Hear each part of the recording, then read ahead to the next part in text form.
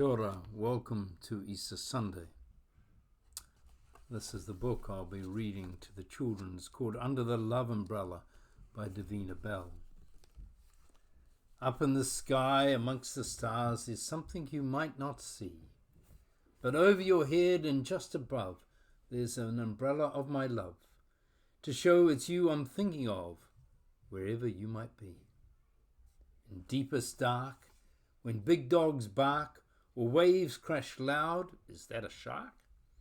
When friends won't share and things aren't fair, there's always my love umbrella. When everything is strange and new on days when you need super glue, there's so much room here just for you under my love umbrella. Your pants are wet. You're meant to hurry. Whatever you fear, it disappears in a big old flurry under the love umbrella. Whatever you fear, come close, my dear. You're tucked and safe, for always here, and I will never not be near, holding your love umbrella. In every weather, it's us together. My love for you goes on forever. We be still, breathe deep, wherever you sleep. You're under my love umbrella, wherever you might be. There's a lovely story that invites us to think of those who protect, shelter, and comfort us, like our family, friends, and communities. They're like a big umbrella, a love umbrella. When we're afraid, worried, when bad things happen, when everything around us starts to shift and change, or when life is going fast and we want to go slow. Times like these, we need the safety of others, of acceptance and belonging. In the shelter of that love umbrella and the confidence it gives, we can be strong and withstand anything. Time too, we can be part of love umbrellas for others. Indeed, it's nice to dream of a world where we are all part of a variety of umbrellas, protecting, sheltering, comforting. We can both be under a love umbrella and be part of a love umbrella for others. Easter, which we celebrate today, often can seem like make-believe. Eggs that are made of chocolate, rabbits made of the same, dead people coming alive again, as if death isn't real. But these things are symbols, just like umbrellas are symbols of sheltering and comforting. The eggs are symbols of new life hatching out, and rabbits are symbol of lots of new babies, new hope coming. And a dead person becoming alive again is a symbol that even the worst things, like death, are not to be feared. That's the magic of Easter. We are invited to be people who are unafraid because we are so full of life. We are invited to be people of the spring, to bloom like flowers, to frolic like new lambs. We're invited to live our lives in such a way that goodness is shared and celebrated, and we become a haven, an umbrella of love for others.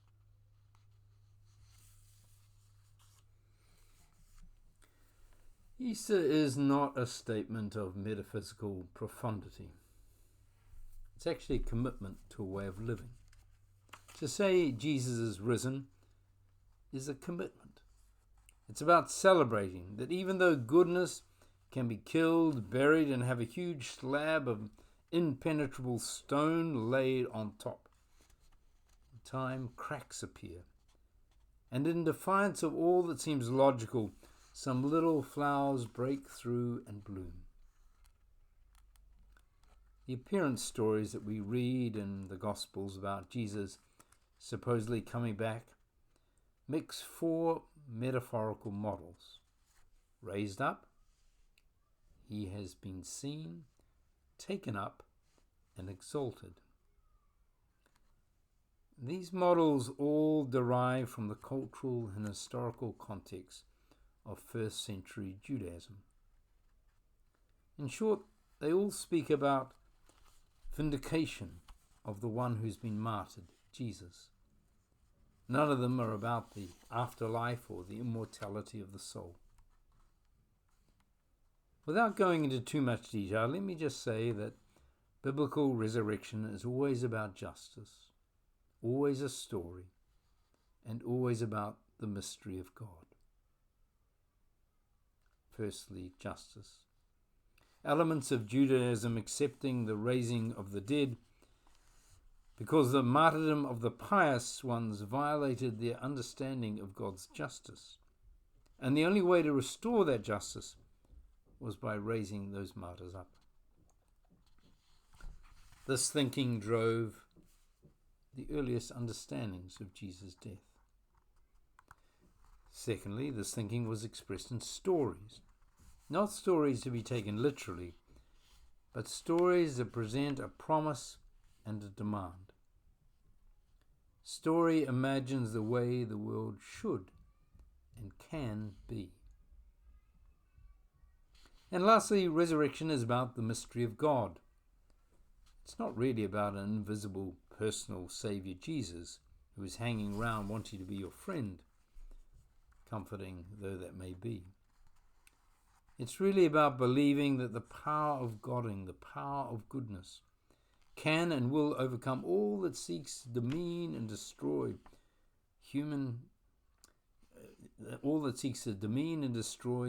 mutuality and flourishing, despite the seeming impossibility of that. Many people today feel entombed by systems, circumstances, or attitudes. Large stones or rocks blocking tombs are everywhere. The rocks of discrimination, insecurity, war, poverty, and fear. We're often sealed in by the rocks of arrogance, prejudice, addiction, or indifference.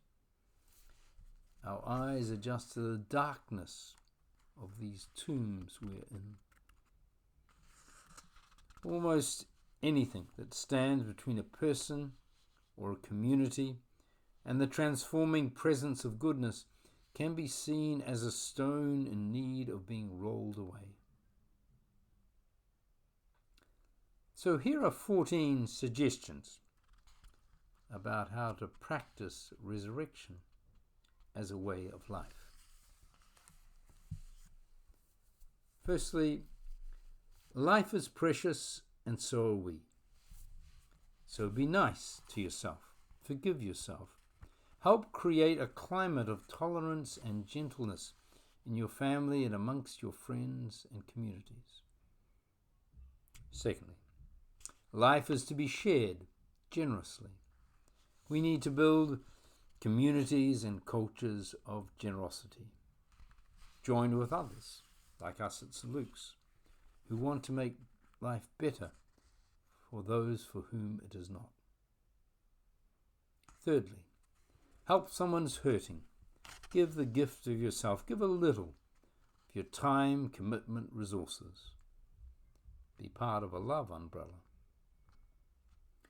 4. Ask questions.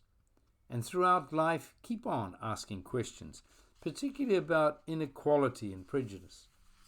Things don't have to be how they've always seemingly been. 5. Laugh at least twice a day. Laughing is both cleansing and subversive.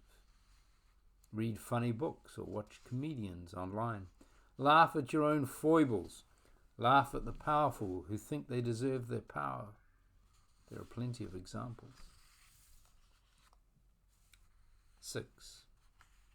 Plant a tree. Plant a thought. Plant a token of friendship. Then water them, nurture them. 7. Make a practice of giving flowers. When you do so, you brighten up two people's day. 8. Fear is all around and within. Talk with it, but don't be seduced by it. At the end of the conversation, smile and wave. Fear and those who feed on fear hate people who smile and wave. 9. Always be kind, even when critical. Political movements for justice will never achieve their goals if their methods are not laced with kindness. Who wants to be part of a utopia where purity of thought is all important? 10. Occasionally be outrageous, or more than occasionally if you like. We need the vibrant colours and ideas that outrageous people bring to the common landscape. 11. Pray. Get in tune, find your way into tune with the music that is in your soul, the music of all being. That will require you to be mostly still, mostly listening, and mostly doing no thing. 12. Give away something you don't really need, but occupies quite a lot of room in your life, like possessions, regrets, hurts. 13. Sway your hips, tap your toes, shuffle those feet, and sing. Move and sing because you are free in your soul, if not in your body. Move, dance, and sing because they symbolize resurrection. Every major movement for social change has its movers, dancers, and singers, as had the Jesus movements. 14. Lastly, joy is not something that magically arrives.